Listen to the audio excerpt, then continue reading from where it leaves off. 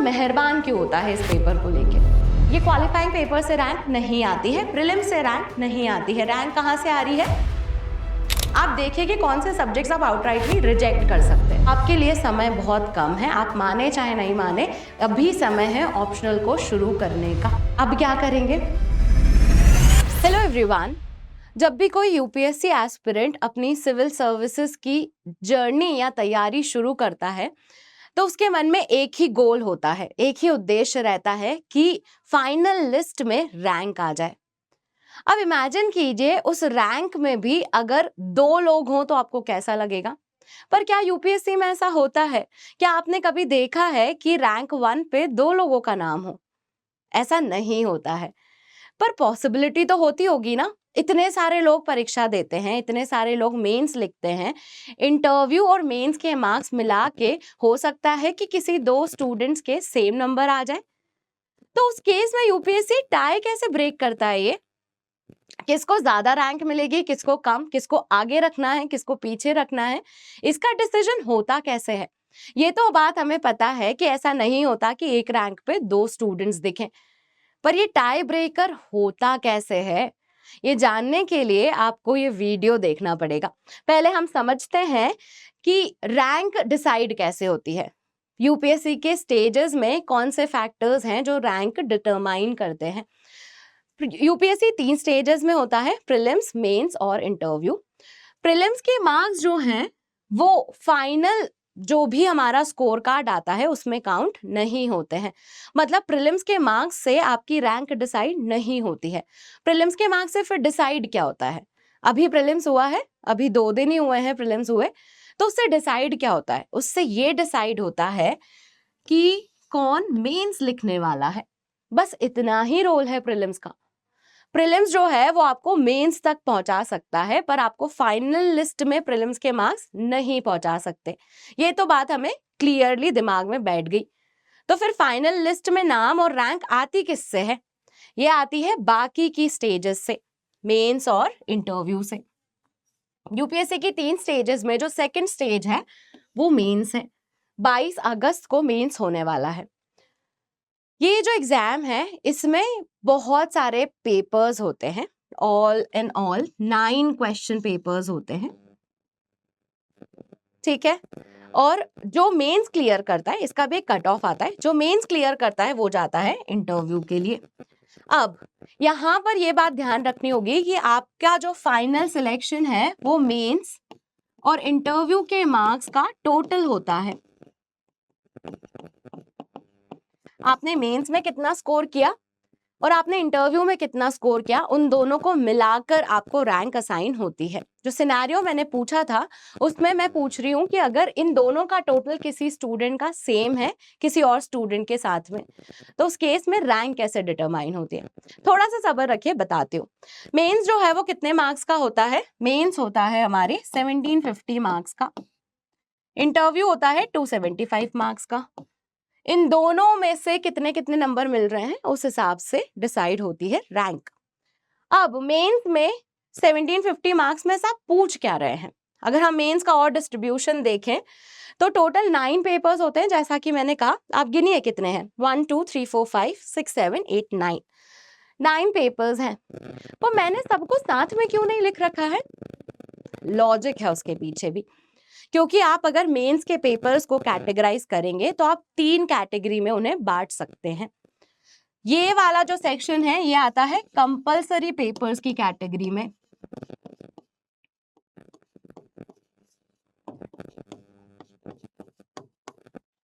ये वाला जो सेक्शन है ये है ऑप्शनल।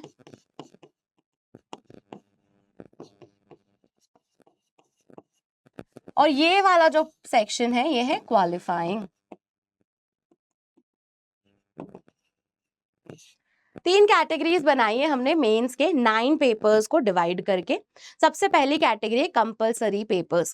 कंपलसरी का मतलब है, देखो सारे पेपर सबको ही देने होते हैं, ऐसा नहीं है कि आप कुछ पेपर्स में अटेंडेंस अपनी हटा सकते हैं, ऐसा वाला नहीं है। कंपलसरी पेपर मतलब ये सब्जेक्ट सभी लिख रहे हैं, किसी को भी चॉइस नहीं मिली है। ऐसे लिखना है, मतलब लिखना है जीएस 1 2 3 4, जीएस मतलब जनरल स्टडीज, तो जनरल स्टडीज 1 2 3 4 का पेपर लिखना है, ऐसा लिखना ही है। ये कंपलसरी पेपर्स है। ये टर्म याद रखिएगा क्योंकि जो सिनेरियो हमने पूछा है रैंक डिटरमाइन करने में उसमें इसका इस्तेमाल होगा। इसमें ऐसे का पेपर आता है और बाकी 4 जनरल स्टडीज के पेपर्स हैं। ये जो है क्वालिफाइंग पेपर्स, इनका नेचर इस तरह का होता है कि इनको सिर्फ आपको क्वालिफाई करना होता है, मतलब एक बेसिक कट ऑफ है जहां तक पहुंचना होता है। इनके मार्क्स जो हैं वो फाइनल टैली में कैलकुलेट नहीं होते हैं, मतलब आपकी जो रैंक है जो 1750 मार्क्स हैं उसमें इनके मार्क्स नहीं है। ये जो पेपर है ये 300 मार्क्स के होते हैं, इनमें से आपको 75 मार्क्स लाने होते हैं। इतना आ गया तो आपका मेंस जो है वो इवैल्यूएट होगा। अगर आपके 75 नहीं आते तो आप मेंस से बाहर हो जाते हैं। ये रोल है इनका, इसीलिए इनका नाम क्या है, क्वालिफाइंग पेपर। 75 मार्क्स लाने होते हैं। अब बात करते हैं ऑप्शनल पेपर्स की। ये तो समझ में आ गया कि ऐसा नहीं है कि पेपर आपके पास ऑप्शन है कि आपको देना है या नहीं देना है, वैसा नहीं है। ऑप्शनल पेपर में ऑप्शन क्या है, ये पेपर या सब्जेक्ट आप खुद डिसाइड करते हैं कि आप कौन से सब्जेक्ट का चयन करना चाहते हैं। यूपीएससी आपको 40 से ज्यादा सब्जेक्ट्स की लिस्ट अवेलेबल कराता है जिसमें से आप पिक करते हैं कि आप कौन से सब्जेक्ट को सिलेक्ट करके ऑप्शनल का पेपर देंगे। अब यूपीएससी इतना मेहरबान क्यों होता है इस पेपर को लेके? देखिए, अगर यूपीएससी आपको ये मौका दे रहा है कि आप अपना सब्जेक्ट खुद चुने तो उसके बदले में यूपीएससी आपसे कुछ आशाएं भी रखता है। आशा ये है कि इसके जो सवाल हैं और इस पेपर का जो लेवल है वो ज्यादा आता है। ये वाले आपने सुना होगा कि एनसीईआरटी पढ़ना जरूरी होता है, एनसीईआरटी से प्रिपेयर हो जाती हैं चीजें। ये सब्जेक्ट्स के लिए बात सही है, पर ये जो है ऑप्शनल, ये एनसीईआरटी से नहीं होता है। इसमें जो लेवल आता है वो ग्रेजुएशन, पोस्ट ग्रेजुएशन तक का लेवल पूछा जाता है यूपीएससी में। ऑप्शनल का लेवल टफ इसलिए रखते हैं यूपीएससी क्योंकि ये सब्जेक्ट आपने खुद ने सिलेक्ट किया होता है। और एक और चीज, ऑप्शनल का वेटेज भी ज्यादा है। ऑप्शनल जो है वो आप देखेंगे तो 500 मार्क्स का पूछा जाता है, बाकी ये सारे सब्जेक्ट्स 250 मार्क्स के हैं। 500 मार्क्स मतलब ये पेपर तो 250 मार्क्स का ही होता है, पर आप देखिए ना कि एक सब्जेक्ट में से ही 2 पेपर बनाए गए हैं। तो इसीलिए ओवरऑल ऑप्शनल का इंपॉर्टेंस और वेटेज मेंस में बहुत ज्यादा हो जाता है। हमें अभी दिमाग में बैठता चला जाना चाहिए कि रैंक आती कैसे है। ये क्वालिफाइंग पेपर से रैंक नहीं आती है, प्रीलिम से रैंक नहीं आती है। रैंक कहाँ से आ रही है?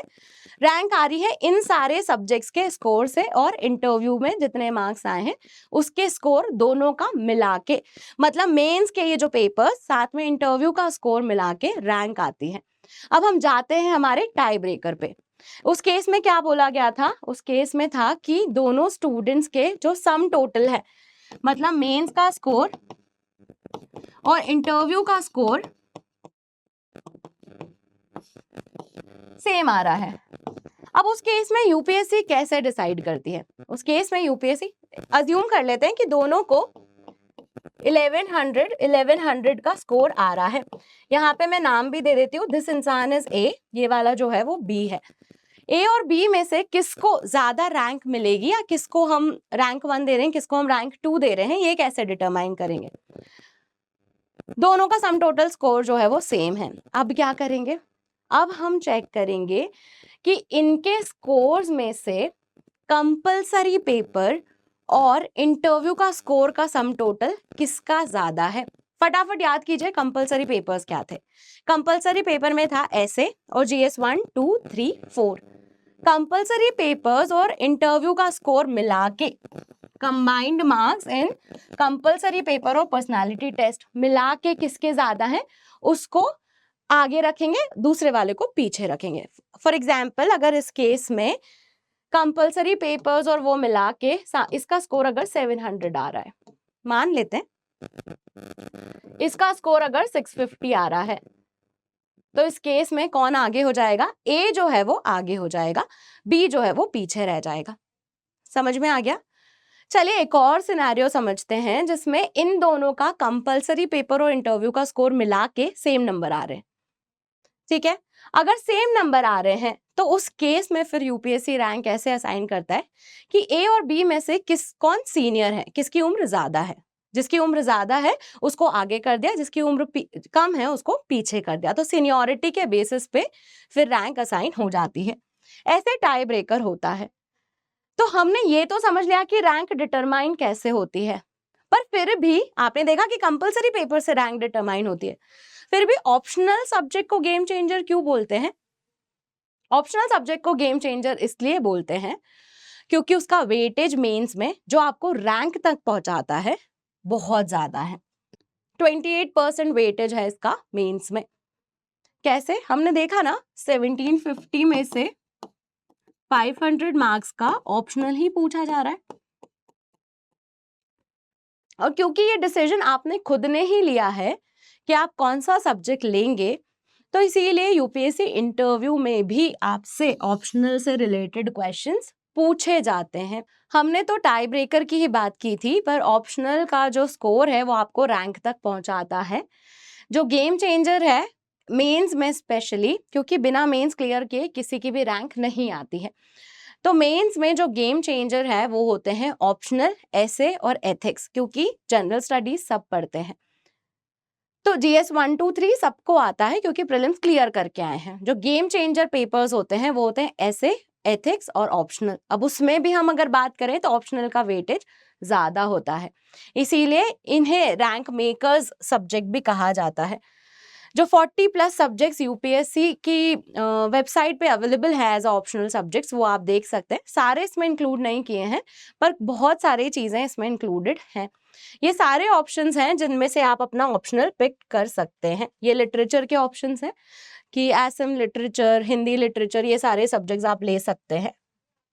Agriculture, botany, economics, sociology, pub ad, anthropology, ये सारे ऑप्शनल आप पिक कर सकते हैं। पर अब अगर हम बात करें कि सिलेक्शन करते कैसे हैं ऑप्शनल का, ये तो हमें समझ में आ गया कि कितना क्रूशियल होता है ऑप्शनल का सिलेक्शन, पर ये सिलेक्शन करते कैसे हैं, इसके पीछे का क्या प्रोसेस है, क्या फॉलो करना होता है। तो ये जो लिस्ट है ना, ये लेकर बैठिएगा और उसमें आप देखिए कि कौन से सब्जेक्ट्स आप आउटराइटली रिजेक्ट कर सकते हैं, कि आपने ये कभी पढ़ा ही नहीं है और आपको अभी मन भी नहीं है इन्हें पढ़ने का। जैसे मैं animal husbandry and veterinary science अपने लिए रिजेक्ट कर सकती हूँ, बॉटनी रिजेक्ट कर सकती हूँ, मेरा कभी डोमेन ही नहीं रहा है। तो ऐसे करके आप बहुत सारे सब्जेक्ट्स तो आउटराइटली रिजेक्ट ही कर सकते हैं। आपके पास कुछ 5-6 सब्जेक्ट्स बचेंगे एट दी एंड। पहला राउंड एलिमिनेशन का ऐसे ही लगाना है आपको। फिर जो बचे हुए सब्जेक्ट्स हैं उनमें से भी आप और एलिमिनेट कर सकते हैं क्या, वो देखिए, ठीक है। फिर जो छन के आपके पास सब्जेक्ट आएंगे उनमें ऑप्शनल कैसे डिसाइड करेंगे, वो फैक्टर्स हैं कुछ जो आपकी मदद करेंगे। अगर आप मुझसे पूछें तो 4 इंपॉर्टेंट फैक्टर्स हैं जिनसे डिसाइड किया जाता है कि ये ऑप्शनल आपको लेना है या नहीं। और देखो, ऑप्शनल सिलेक्शन आपके आने वाली यूपीएससी जर्नी तय करने वाला है, तो इसीलिए सिलेक्शन जो है वो बहुत सोच समझ के लेना चाहिए। जितना समय लग रहा है, मतलब आप अगर 1 महीना तक अभी दे सकते हैं ऑप्शनल को, आपको चाहिए डिसाइड करने में, तो विच इज फाइन, पर जितना जल्दी हो सके उतना जल्दी आप ऑप्शनल का चयन करिए। क्योंकि अगर आप 2026 की तैयारी कर रहे हैं, 2026 यूपीएससी एस्पिरेंट हैं अगर, तो आपके लिए समय बहुत कम है। आप माने चाहे नहीं माने, अभी समय है ऑप्शनल को शुरू करने का। किन फैक्टर्स पे आप डिसाइड करेंगे कि आपको क्या ऑप्शनल लेना है? सबसे पहला और फॉरमोस्ट फैक्टर है इंटरेस्ट। वो सब्जेक्ट पढ़ने में आपको मजा आता है या नहीं आता है, आपको वो सब्जेक्ट इंटरेस्टिंग लगता है या नहीं लगता है। क्योंकि ऑप्शनल जो है उसका लेवल ज्यादा होता है, मतलब उसमें आप ज्यादा से ज्यादा समय बिताएंगे। तो अगर किताब खोलते से ही आपको नींद आ जाती है तो वो ऑप्शनल आपके लिए नहीं है। इंटरेस्ट देखिए अपना। दूसरा जो है, क्या आपकी स्ट्रेंथ उसमें अलाइंड है। देखो, एक इंटरेस्ट ऐसा हो गया कि आप उसमें नॉन स्टॉप रील्स देख रहे हैं, जैसे आपको मशीन्स का बहुत शौक है तो आप उसमें नॉन स्टॉप रील्स देख रहे हैं, ठीक है, इंटरेस्टिंग लग रहा है। क्या आप एक्चुअल में वो कंपोनेंट्स और उनका डिजाइन समझ पाते हैं? ये डिसाइड करेगा कि आपको वो ऑप्शनल लेना है या नहीं। एग्जाम्पल के तौर पे समझिए कि आपको उर्दू में इंटरेस्ट आ रहा है, मतलब आपको शायरिया सुनना अच्छा लग रहा है, तो इसका मतलब ये नहीं कि आप उर्दू लिटरेचर ले लें ऑप्शनल में, क्योंकि ये इंटरेस्ट की बात सिर्फ इतनी ही नहीं है। इंटरेस्ट जो है वो ऐसा है कि उसका लिटरेचर, उसके पीछे का हिस्ट्री, वो सब पढ़ने में आपको इंटरेस्ट है या नहीं। क्या आप उसको बेहतर तरीके से लिख रहे हैं, आप अपने आंसर्स अच्छे तरीके से फ्रेज कर पा रहे हैं, वो सब चीजें डिटरमाइन करेंगी कि आपका स्ट्रेंथ उसमें लाए करता है या नहीं करता है। अब ये दोनों चीजें एक इंडिविजुअल ही डिसाइड कर सकता है, ये निर्णय आपका खुद का ही होगा। आपको उसमें इंटरेस्ट आता है या नहीं, ये आपको पता है। आपकी इसमें स्ट्रेंथ है या नहीं, आप उसको बेहतर तरीके से आंसर कर पाएंगे या नहीं, ये आपको पता है। आप मेहनत करके अपना आंसर इंप्रूव कर पाएंगे या नहीं, ये आपको पता है। बाकी के जो 2 फैक्टर्स हैं, ये थोड़े से मार्केट डिटरमाइंड होते हैं कि उसमें रिसोर्स अवेलेबल है या नहीं है। ये जो ऑप्शनल आप सिलेक्ट कर रहे हैं उस पे गाइडेंस, कंटेंट आपको मिल रहा है या नहीं मिल रहा है, आप ये देखिएगा। नेक्स्ट है स्कोरिंग। टॉपर्स के स्कोर्स में आपका वाला ऑप्शनल दिखता है या नहीं, मतलब कि आपके ऑप्शनल से टॉपर्स निकल के आ रहे हैं या नहीं आ रहे हैं, ये आपको चेक करना होता है। जो भी आप पहले इटरेशन से ऑप्शनल सिलेक्ट करेंगे उसमें पहले ये 2 फैक्टर्स लगा लीजिएगा कि रिसोर्स अवेलेबिलिटी और स्कोरिंग है या नहीं है, और उसके बाद फिर अपने स्ट्रेंथ और इंटरेस्ट को एनालाइज करते हुए डिसाइड कीजिएगा कि आपको क्या ऑप्शनल लेना है। अच्छा, कुछ लोग और भी फैक्टर्स बोलते हैं ऑप्शनल डिसाइड करने के, ये चारों मेरे हिसाब से फॉरमोस्ट है। ये वाले जो हैं, ये फैक्टर्स मैं समझाती हूँ कि क्यों इंपॉर्टेंट नहीं है। टाइम टेकन, गलत ऑप्शनल ले लिया तो वैसे ही टाइम बढ़ता चला जाएगा। ऐसा मत सोचिए कि ऑप्शनल जो है वो 2 महीने में खत्म हो जाएगा, 3 महीने में खत्म हो जाएगा। ऐसे ऑप्शनल नहीं सिलेक्ट किया जाता, क्योंकि सामने वाले आपका तो 2 महीने में हो जाएगा, पर आपका क्या यूपीएससी का जर्नी खत्म हो पाएगा अगर आपका ऑप्शनल सही नहीं है तो आपके लिए नहीं, आपका तो टाइम बढ़ता ही चला जाएगा। 1 साल, 2 साल, 3 साल सेम ही ऑप्शनल प्रिपेयर कर रहे हो, तो भले एक बार में इनपुट ज्यादा लगे, पर अगर उसका रिजल्ट बहुत अच्छा आ रहा है तो ये ऑप्शनल आपके लिए सही हो जाएगा। ओवरलैप विद जीएस, बहुत सारे स्टूडेंट्स अगर यही क्राइटेरिया अपना के अपना ऑप्शनल सिलेक्ट करते तो फिर वो मैथ्स जैसे ऑप्शनल पे नहीं जाते। ओवरलैप विद जीएस कोई क्राइटेरिया नहीं होता है। जनरल स्टडीज से अगर ओवरलैप है तो वेल एंड गुड, नहीं भी है और आपका इंटरेस्ट और स्ट्रेंथ उसमें है तो कीजिए ऑप्शनल। प्रिडिक्टेबिलिटी, बहुत सारे लोगों को ऐसा ऑप्शनल चाहिए होता है जिसमें क्वेश्चंस रिपीट होते हों, स्टैटिक कंटेंट हो, ऐसे ऑप्शनल नहीं डिसाइड होता। ऑप्शनल कैसे डिसाइड होता है? ऑप्शनल डिसाइड होता है इंटरेस्ट और स्ट्रेंथ से। वो 2 फैक्टर्स से तीसरा फैक्टर जो है वो आपको नहीं ढूंढना है। आप बस ये देखिए कि आपको इंटरेस्ट आ रहा है या नहीं, आपकी स्ट्रेंथ उसमें लाई कर रही है या नहीं। उसमें भी अगर आप और शॉर्टलिस्ट ना कर पाएँ और आप सिर्फ 2-3 सब्जेक्ट्स पे फिर अटक जाएं कि मुझे नहीं समझ में आ रहा अब इसमें से क्या ऑप्शनल लेना है, तो फिर आप जाइए उस पर्टिकुलर ऑप्शनल के सिलेबस पे और उसमें देखिए कि फेमिलियरिटी कितनी है, कितना कुछ आपको समझ में आ रहा है और कितना कुछ आपका पढ़ने का मन है। कहाँ पर आपको ऐसी ट्रिकी चीजें दिख रही हैं जो शायद आपको पीछे कर सकती हैं, तो वो ऑप्शनल को हटा दीजिए। ऐसे करके आप सिलेक्ट करेंगे तो आप सही डिसीजन ले पाएंगे, आप मन और अपने दिमाग को बैलेंस कर पाएंगे और तभी आपका फाइनल ऑप्शनल का सिलेक्शन परफेक्ट होगा। अच्छा, इसमें अगर आपको कहीं भी गाइडेंस की ज़रूरत हो तो अनअकैडमी से आप जुड़ सकते हैं, जिनका ऑप्शनल का कोर्स 12 जून से लॉन्च हो रहा है। आप देख सकते हैं कौन कौन से ऑप्शनल हम आपको अवेलेबल करा रहे हैं। पीएसआईआर में इंग्लिश फैकल्टीज़ हैं, सोशोलॉजी में आप देख सकते हैं दिस इज़ मी, मेरा जो फोटे है वो सोशोलॉजी ऑप्शनल है। तो अगर आप सोशोलॉजी लेना चाहते हैं तो आप मुझसे कनेक्ट कर सकते हैं। इस कमेंट सेक्शन में भी आप बता सकते हैं कि आपको सोशोलॉजी सिलेक्ट करने में और कोई हेल्प चाहिए, तो आप कमेंट में भी अपने डाउट्स पूछ सकते हैं मुझसे। Maths optional, agriculture, history, geography, anthropology और पब एड, ये सारे ऑप्शनल हम आपको अवेलेबल कराते हैं। ये कोर्सेज 12 जून से शुरू हो रहे हैं, जिनका प्राइस आप यहाँ देख सकते हैं। एनरोल करने के लिए आप मेरा कोड MM05 का इस्तेमाल कर सकते हैं, जिसमें MM स्टैंड्स फॉर मोनिका मानधन्या, जो कि मेरा नाम है। सोशोलॉजी से रिलेटेड या फिर आपको अगर सोशोलॉजी ऑप्शनल डिसाइड करने में कोई हेल्प चाहिए तो आप इस कमेंट सेक्शन को भर भर के इस्तेमाल कीजिए, और कोई गाइडेंस की अवेलेबिलिटी है तो आप अपनी क्वेरीज जो है वो हमसे पूछ सकते हैं। आज के वीडियो के लिए इतना ही। आपको वीडियो पसंद आया तो इसे लाइक कर दीजिए and thank you for watching.